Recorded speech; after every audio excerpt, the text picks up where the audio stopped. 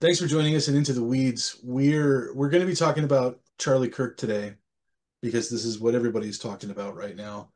And we may not talk about it in quite the same way as a lot of other people are doing, but just very quickly, Charlie Kirk was a conservative personality. He was shot and killed by a young man who I guess we're not quite sure yet how, what kind of challenges this young man may have been facing. And after a 3-day manhunt, chasing him around the neighborhood, they caught him. And so, of course, there's a lot of mixed emotions about what's happening about Charlie Kirk and his life. Very quickly, I'll just very quickly say a couple things, then I'll kick it to Phil. We'll get his take on it, and then maybe I'll offer some kind of a suggestion. So I'm not necessarily a Charlie Kirk fan in the sense that I don't subscribe to his channel. I don't take in all the things that he has to say. What I did like about him was that he seemed to genuinely want to engage, right? Whether you agree with him or not, it seems like to me, and you can tell me if I'm wrong, Phil, but he went about things the correct way in that he wanted to engage. He wanted to talk to people. He would give the microphone to people who disagreed with him, let them say their piece, and then say his piece. And in that sense, I think that he did his best to try to foster dialogue. Now, he led with his faith. He was a Christian guy, very Christian guy, and that turns a lot of people off. I get it, right? I understand not everybody has that faith. But like I said, I do think that he was a force, ultimately a force for good, because he wanted people to talk. Whether you agree with him or disagree with him, he wanted to talk. The fact that he was killed, I think, is a damn shame. I think it's a damn shame. Anyway, I don't want to hog it, so let's kick it over to Phil. Do you have anything you want to say? How well did you know him? What he stood for? What he talked Yeah, about? I know more about Charlie Kirk now than I did before. Jim and I have talked about this on the podcast a few times. I'm not one who attends to or consumed a lot of social media. Hmm. That's just not my thing. So I didn't even know he had a channel, so I didn't subscribe to the channel. Had I known he had a channel, I would have subscribed to it, but I wouldn't subscribe to anybody's channel. I Hmm. don't even know why people watch us. Fair enough. So, so I didn't know who he was. So what I've learned about him is what I've learned, afterwards.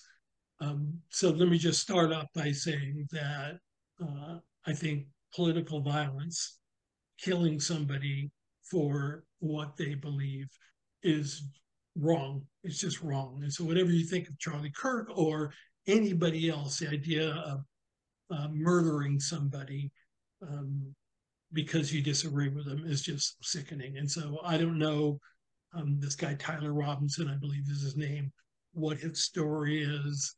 Everybody seems to want to sort of spin it in a way that is sort of favorable to their side, as we have said repeatedly when we talked about some of the court cases that we've discussed, when we talked about the Epstein files. My my tendency is to say, let's wait for the investigation. Let's not get ahead of what anything. And I think it's a bad idea for anybody who's even remotely involved in the investigation to be saying anything. I heard Cash Patel was talking about some of the evidence and in the case. It's just a bad idea. It's just a bad idea. Investigation should be happen under the ground, away from the public. That's it. And the way that the government should speak should be in their charging documents, right? That when they seek an indictment, when they provide the evidence. And so I think everybody should sort of cool their jets and stop about this. It is particularly tragic that his wife and kids were there. I Hmm. don't know, his kids are kind of little from what I understand, so I don't know how Hmm. much they understood of what they saw, but his wife certainly did. And once again, that's just horrific. One of the things I think that happens in these debates is sort of the human element gets lost.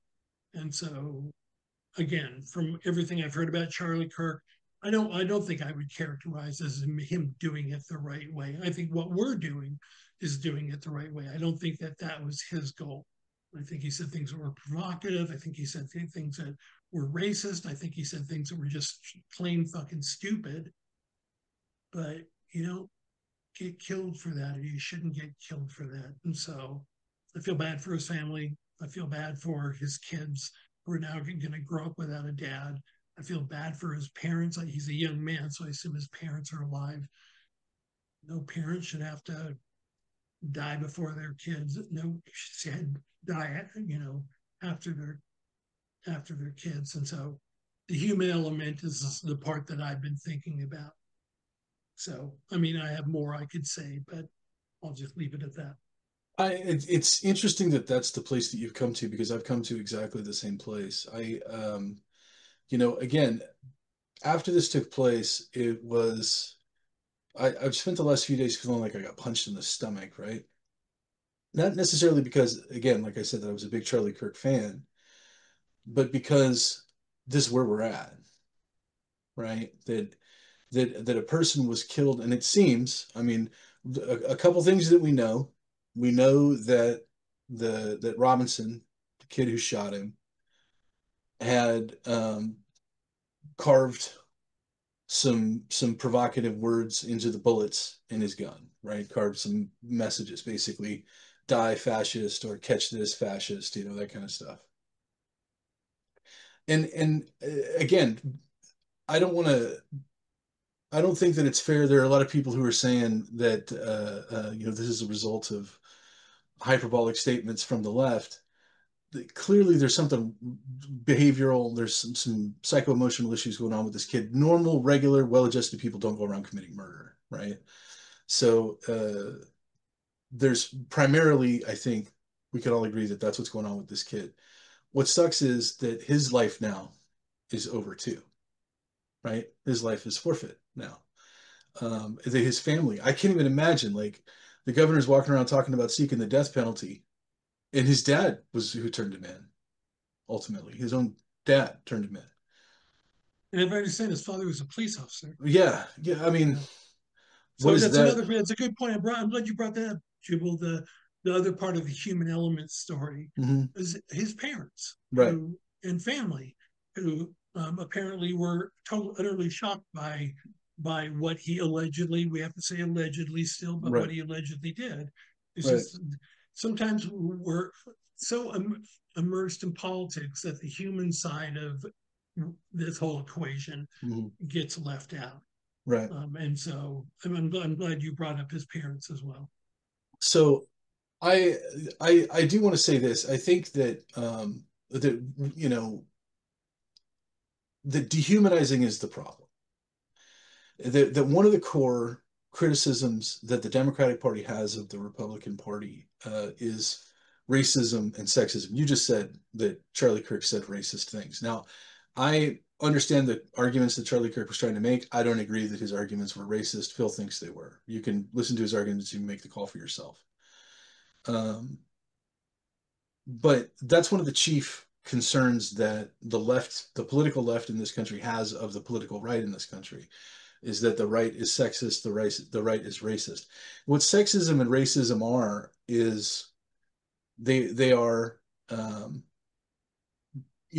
taking boiling a complex human being down into a single derogatory characteristic, right? A racial slur is you're taking this person who maybe is a car mechanic and likes to ballroom dance and reads romance novels and watches old movie, like whatever, loves their children or their siblings, and you're reducing them to a single negative derogatory characteristic, and that is dehumanizing. That's why racism and misogyny, correct me if I'm wrong, Phil.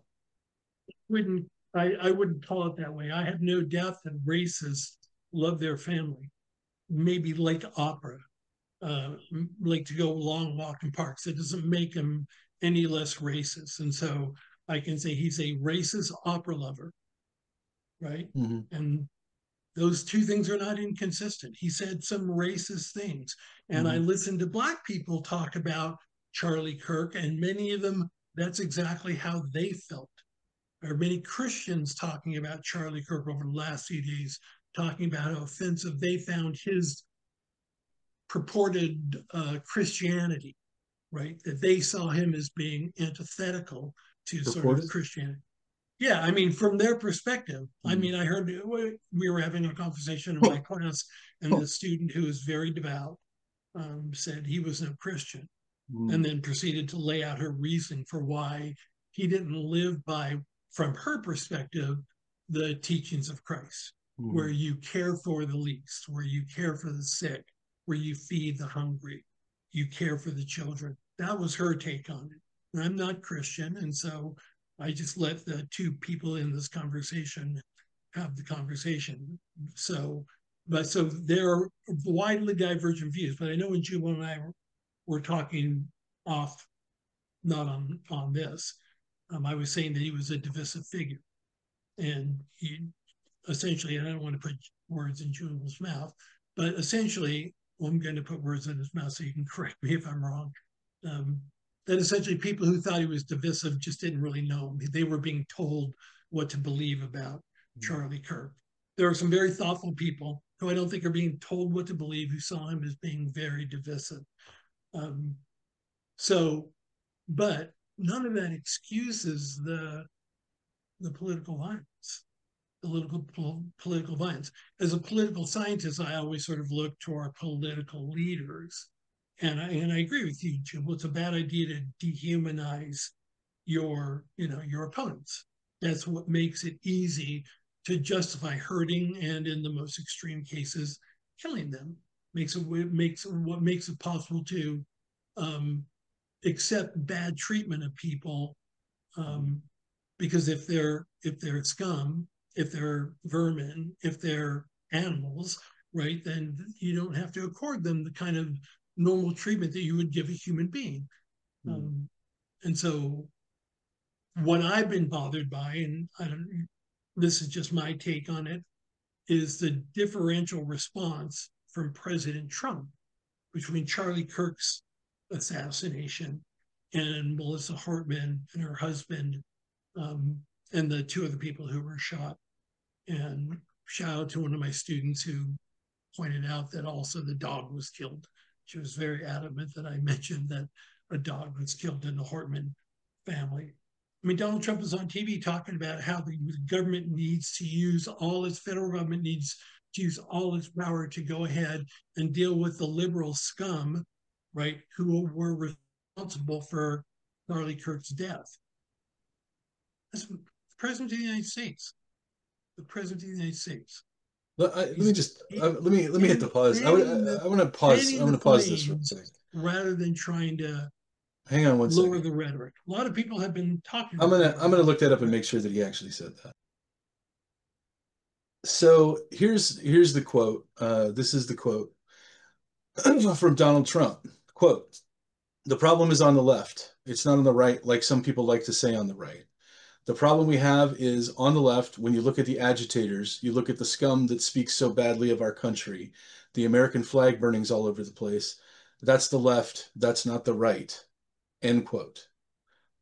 Is that the quote that you were referring to, Phil? Yes, Okay. Did he say liberal scum? that was clearly the context. So what he's saying is that there seem to be some people on the left that he refers to as scum that are agitating, burning the flag, being violent, being real assholes, right? Um, I don't think that that precludes that there are also people on the right who behave that way, but he is saying that there are people on the left that are doing that. I mean, I'm sure you're not disagreeing that there is an extreme What I'm faction of disagree. the liberal left that is behaving badly right now. Okay, so a couple things. What I'm disagreeing with is the idea that the president of the United States, rather than lowering the Mm-hmm. rhetoric rather than bringing down the rhetoric is inflaming it, Mm-hmm. absolutely inflaming it, because he's a fucking morally bankrupt human being, And do you think right? that So that so statement he's right there that going you just made, do you think that might inflame it a little bit? that kind of comment. Is mine inflaming anybody? We have 24 listeners. I don't think I'm anybody's just going to be inflamed. I'm just saying. He's the president of the United States. Mm-hmm. I know, Jubal, you have to make excuses for all the time. But for me, I am not held by the same standard as the president of the United States. He's got a responsibility to bring down the rhetoric, to tone things down. Mm-hmm. Mike Johnson left made a very, very thoughtful statement. A few political leaders on the right and many on the left made very thoughtful statements about the need to bring things down. Mm-hmm. Instead, what we have is Donald Trump going ahead and saying basically all the violence is on the part of the left. That's just a lie. Mm-hmm. That's just a lie. I mean, I'm sure you can acknowledge that. Is that what he said? Yeah, it's Is it? coming from the left, not on the right. I'll That's the quote I'll you read just the read. I will read the quote again Go ahead. if you want, right? Here, What I'll get it what right here. If you look at mm-hmm. the problem is on the left. It's Mm-hmm. not on the right. Like some people like to share the right. The problem we have is on the left. When you look at the agitator, you look at the scum that speaks so badly of our country, the American flag burnings all over, that's the left, not the right.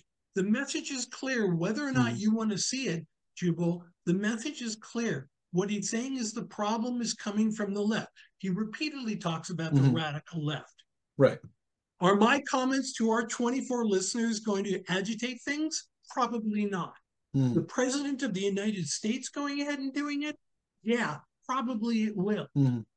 If people think, So just like what you were saying before, when you dehumanize people, it makes it mhm. easier to justify violence against them.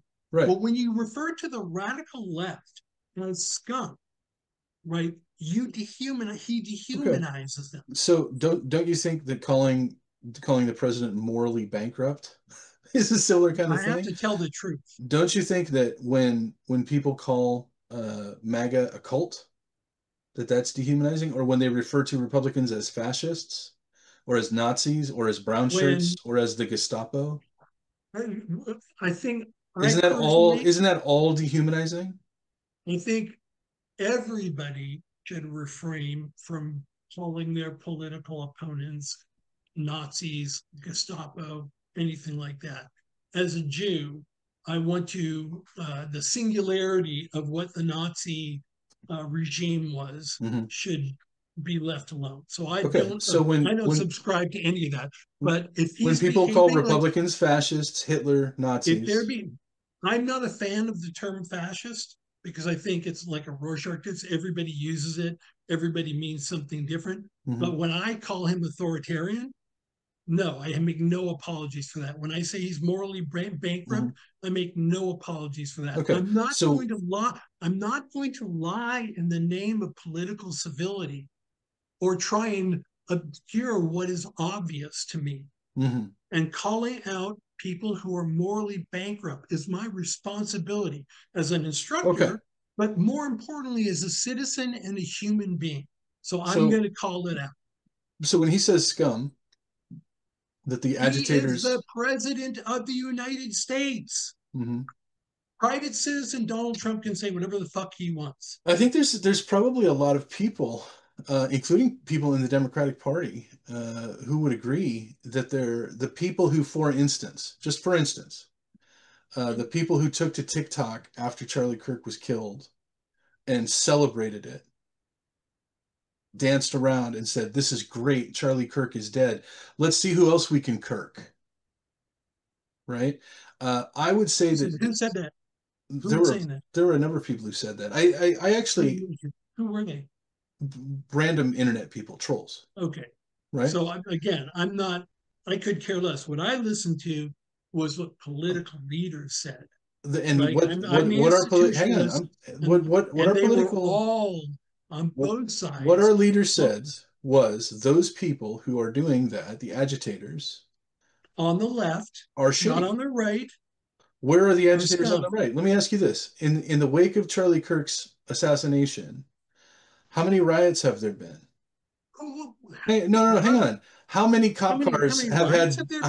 how many cop How cars have many had riots? bricks thrown through them? How many riots were How many there cops have after a been spit man? on? How many riots were How many there neighborhoods have burned after down? after after a man dressed up as a police officer murdered two Democratic politicians in Minnesota and then went to another house to murder some more? There were I no don't even know what you're riots. talking about. I asked you a The question Speaker of about the Charlie. Melissa Hortman Hmm. was the Speaker of the House in the state of Right. Okay. Minnesota. Right. A Right. man dressed up as a This is. police officer went in and murdered her and her husband and the Mhm. dog, and then went to another house, but was intercepted by good police work. Josh Shapiro was at home with his family, the Democratic governor of Pennsylvania. Mhm. He was at home with his family, I believe, on Sabbath when his house was firebombed. By who? Three. I'm see. This is the difference between you and me, Jubal. I'm not going to say the right because I'm going to assume something Because it wasn't. Because the that people who firebombed Shapiro's house were chanting "Free Palestine," Phil. I'm not going to attribute it to anybody. They're all fucking sick people. It's the same thing with the people who went ahead and were going to kidnap, were convicted of threatening to kidnap and kill Governor Gretchen Whitmer. Wow. Same thing. There's crazy You shit. do recognize Both, that that's been both, discussed. Like you can see the facts on that now. You can go back and both sides of the aisle, there are crazy people on both sides, which sure. is why it's important for political leaders, not random people on TikTok, Hmm. but important for political leaders to bring the the temperature down. And that So is not what does Donald Kamala Trump Harris has bring the done. temperature down when she calls Donald Trump a fascist? Or does I think, Elizabeth Warren, does she bring the temperature down, or Bernie Sanders or AOC when they say Trump is Hitler? as I said, I'm not a fan of people calling somebody Hitler or a fascist just because I don't think people know what that word means. But when they're raising objections to what he's doing and talking about the policies that he's implementing, that's part of political discourse. That's Okay. part of political discourse. So But I when don't the president of the United States, who in theory represents everybody, is saying the violence is on the left, not on the right, and calling them scum, he's inflaming people's passions. And Mhm, we all need to bring it down. We all need to do what Jubal and I do. mhm. Understand that you can disagree with people. I actually wanted to bring that up because in our very first episode, maybe some people don't remember this, talking about dehumanization, in our first episode, Phil and I humanized each other. We talked about what was important about our friend that we loved and cared about beyond the realm of politics, right? And so I do think that you can politically dehumanize people in the same way that you can racially dehumanize or misogynistically dehumanize people by reducing them to a single derogatory comment. That is a form of dehumanization, right? And so when you say this person is Hitler, Stalin, commie pinko, fascist, whatever it is you want to say, that is a form. Just be aware that that's a form of dehumanization, right? I would agree with you, Phil. I would say yes, we all do need to bring it down a notch. But when I say it, I'm serious that we all need to bring it down a notch, right? Right. So let's start maybe holding our leaders accountable. Like I'll agree with you that Trump was out of line for this comment. Okay, I'll agree, sure. That he's saying it only comes from the left. That's maybe in a short span of time, but I don't think that historically that's true. So sure, I'll say I don't think that that's absolutely correct. I don't think that's probably the best way to behave. But I also don't think that you, Phil, have a good understanding of how upsetting this event was for people on the right. And even as upsetting as it was for people on the right, there was no retaliation, there was no burning down, there was no attack, there was no mob, there was no riot.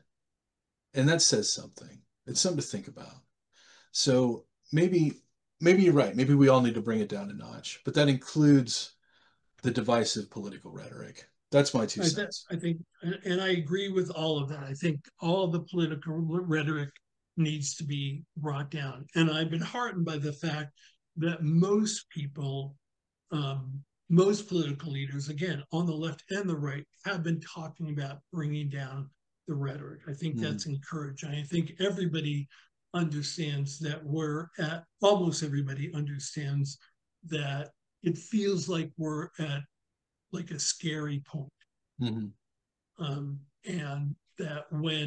that's why, in particular, when the leader of the country is using that kind of language, the message is a clear one. And you and I have talked about this in other contexts.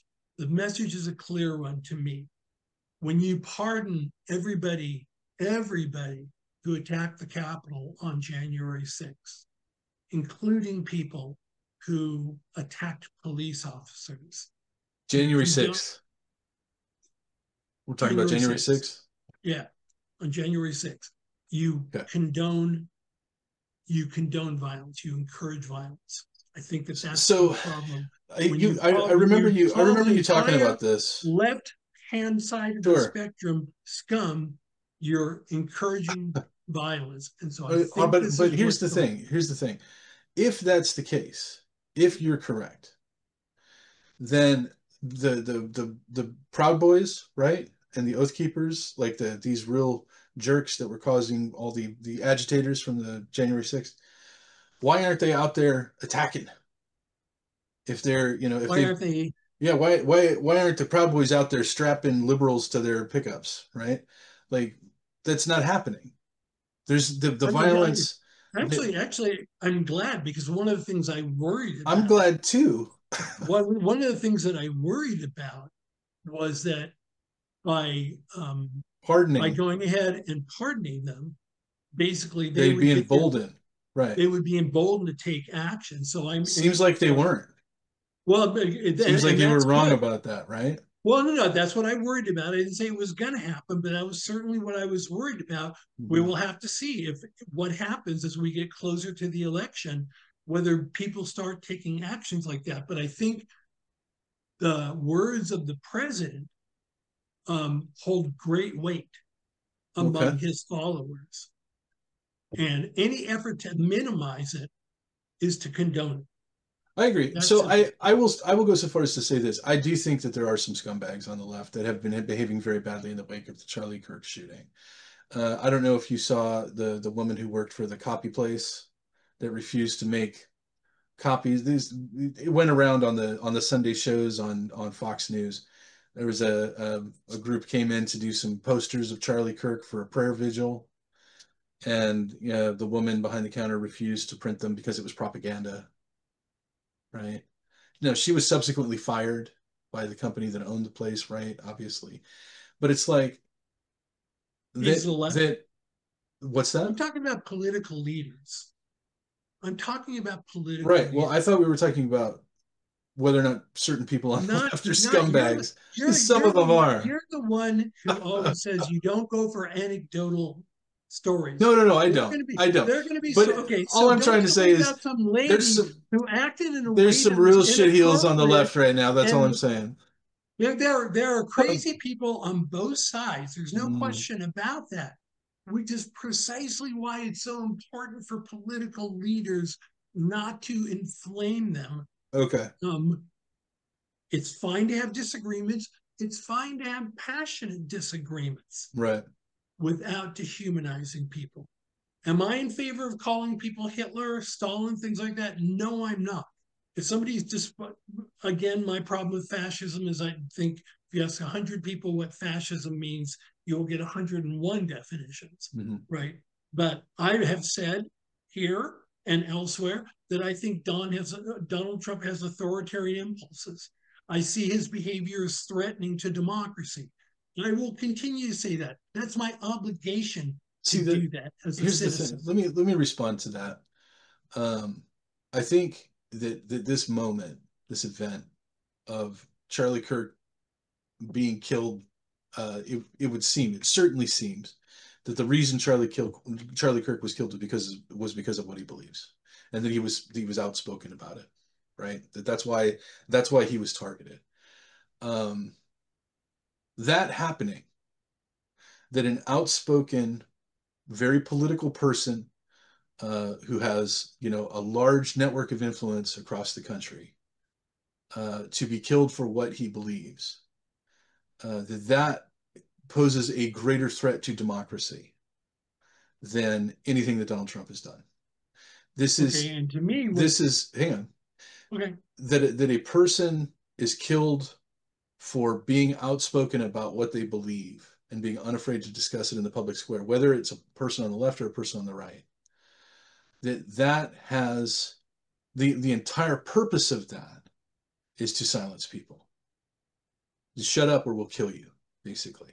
That's what the message was. Is that going to be effective? I mean, clearly this was an attempt to silence conservative speech. I don't think it's going to be effective. I think it's going to have the opposite effect, actually, which gives me, but I'm optimistic.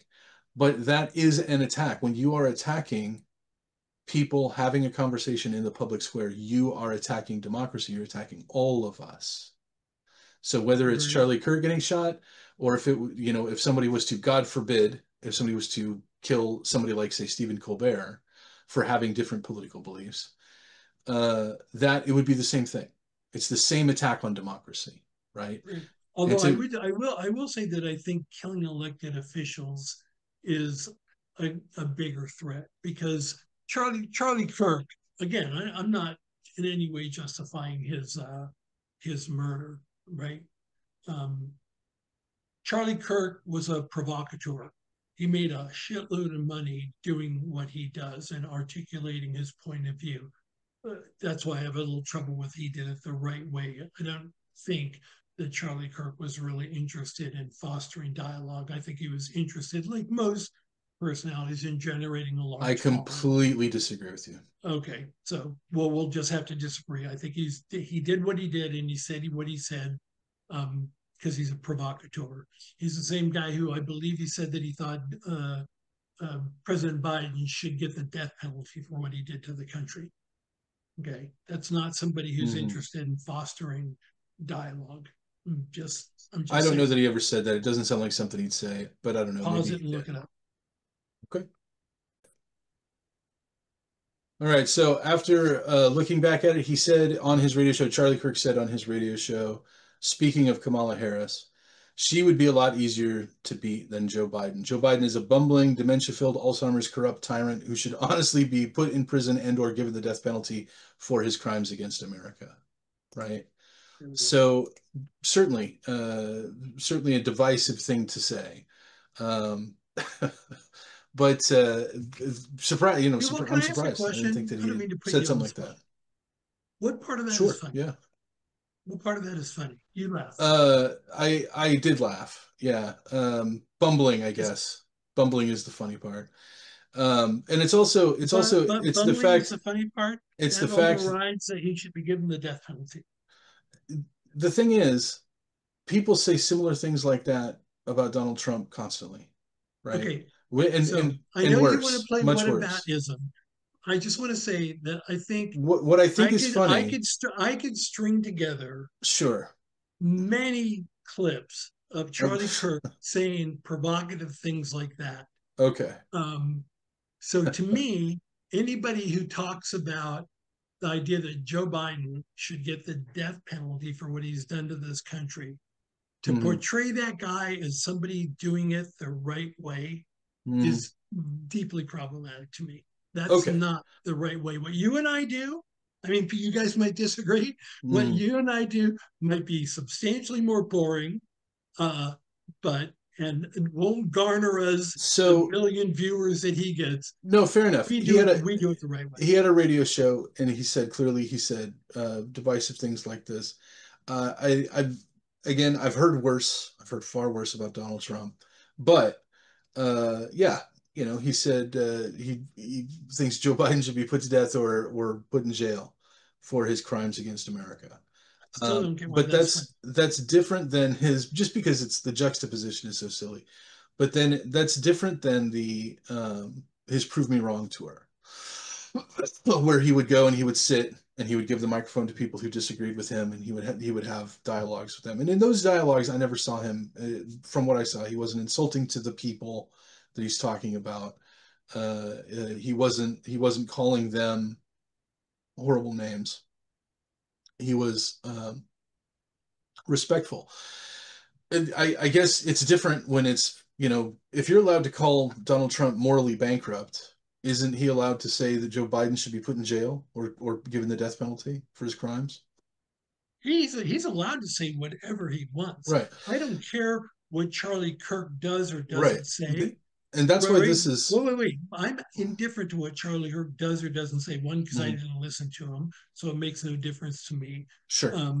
But the responsibilities that political leaders have is different, because people Hmm. frequently take their cues either from political leaders or they take their cues from people like Charlie Kirk. We live in a country that has freedom of speech. I believe everybody should be able to say what they want to say, as long as they're not threatening anybody's life or anything like that, or calling people to take up arms. That's fine. The responsibilities on a political leader are different, Hmm. and the responsibilities of a president of the United States are really different. Hmm. I compared Donald Trump to talking about people on the left, the scum and the agitators. I compared that to George Bush after 9/11. Right? After 9/11, what does George Bush do? George Bush goes to a mosque and says Islam is peace. Sure. He's How about how bringing about the you flame, trying to bring how the about the comparing it to rhetoric what down how about at a try time when hang on. people are hurting really badly. How about trying to compare it to what Joe Biden said about MAGA Republicans? Which quote? He said many things about modern That Republicans. they're racist, they want to destroy the country, they're a cult, they hate America. I agree with. I don't know about destroy America. I think they have a different version, but there are behaviors that are cult like. I understand what he's talking about. Right. So You want to make it sound like any criticism of the other side is problematic. I don't have a problem with both sides criticizing one another mhm. based on their policies. Okay. When a president of the United States is calling half of the country scum, um, that's That's problematic, that's deeply not he wasn't problematic. calling We're talking about the people on the left. the The left is a agitators. huge category. Agitators. Who's an agitator to him, Jew? Well, anybody who disagrees with him is an Mhm. agitator. Anybody who disagrees with him, because that's how authoritarians see the world. Mhm. You're either if you're for me and support me, then you support the country. If you oppose me and you're critical of me, then you oppose the country. That's how he sees the Donald world. Trump and the MAGA Joe, Republicans represent an extremism that threatens the very foundations of our democracy. and I think he's correct. And I would say even more so that he was prescient, because it's way worse now than it was before. What is? It does. The All the MAGA violence wing, coming from the right? the MAGA wing of the party, and what they are doing, and what Donald Trump in particular is doing. What are they doing? The military in the streets, the effort by through executive order to go ahead and end birthright citizenship, The going National after Guard are the MAGA going after Republicans? going after universities, going after law firms, right? Excuse me, sorry, new function in Zoom. Yeah. Going after law firms, going after universities, firing highly qualified members of the FBI, All right. illegally trying to fire Lisa Cook, I the think you're Fed losing the governor. plot. I could just list all the You things if you want me to, but you're I you're think we listing should save that problems for that you another. have with you're listing problems you have with Donald Trump. I'm listing problem that the MAGA base has totally supported. And if Joe Biden had done the same thing, their fucking heads would have exploded. The difference is, and I've said this before on our Hmm. podcast, if Joe Biden did those things, I would be just as furious with it. Joe just as Biden problem. said that the MAGA Republicans were a threat to the country, They are. an existential threat to the They country. are. Donald Trump said that the agitators on the left are scum. I don't Joe see Biden. Joe. I don't see a I see. fundamental difference between those two statements. I'm sure you don't. I'm sure I you leave don't. it to our 24 viewers to tell me what the difference is between those two statements. Here we go. Feel free to weigh in. I think that both sides could do better. I think both sides could do better.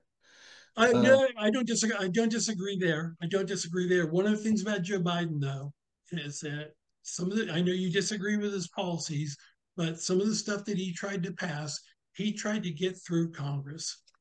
He did it the way it's supposed to be done. mhm.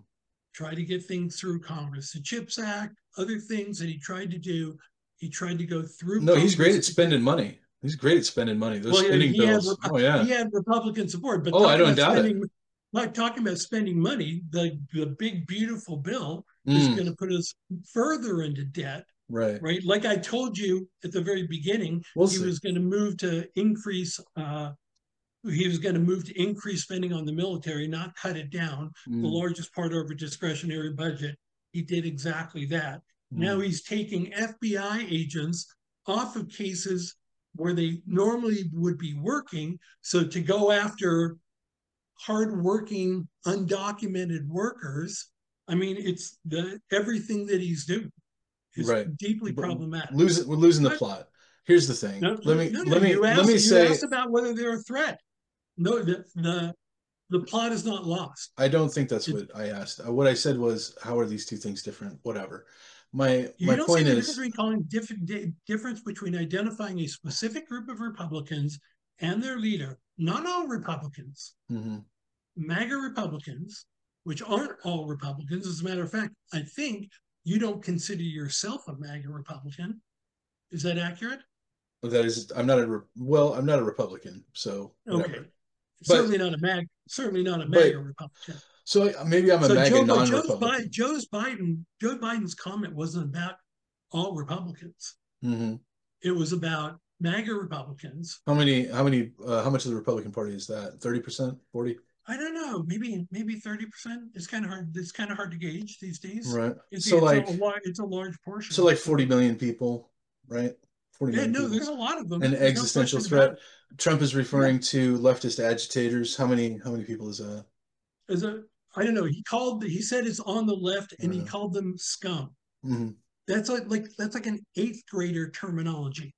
That's not president of the United States. That's not articulating policy So it differences. wasn't a That's strong enough name. cap. That's the lesson to be learned. Better insults. If that's the only difference that you see, there's nothing I can do to help you, Jubal. I There's know. nothing I So can do to help I you. just think Just keep the blinders it's a on, and weird you'll it's be just a fine. weird double standard. I'm just gonna say this. I will say that I'm not even talking about leadership, Republican, Democrat, like political leadership. Our political leaders work for us, and it's up to us to set the tone, right? So as citizens, as co-founders of this country, the people are in charge. The politicians are not. They work for us. They are our managers. It's up to us to hold them accountable when they do and say things that we don't like. And my hope is that an increasing number of people are going to be against politicians using dehumanizing language. I'm going to get a t-shirt that says humanize. I want to start the humanize movement. I think more people should be talking about the human qualities that people on the other side have that they respect, like Phil and I do. And even though, as you can see, Phil and I disagree deeply on a number of very important things, um, we're not dehumanizing each other, right? And that that is the entirety, I think, the entirety of the problem right now. And it's not for politicians to figure out, it's for us to figure out. We have And to let me stop just doing it to each other. add to that. Along with voting for people and supporting people who don't use that kind of rhetoric, the other thing that citizens can do is not reward people who speak in those kind of tones in the media. So Right. when somebody's a provocateur and saying things that are fun, it's okay to disagree with people. It's okay to disagree strongly.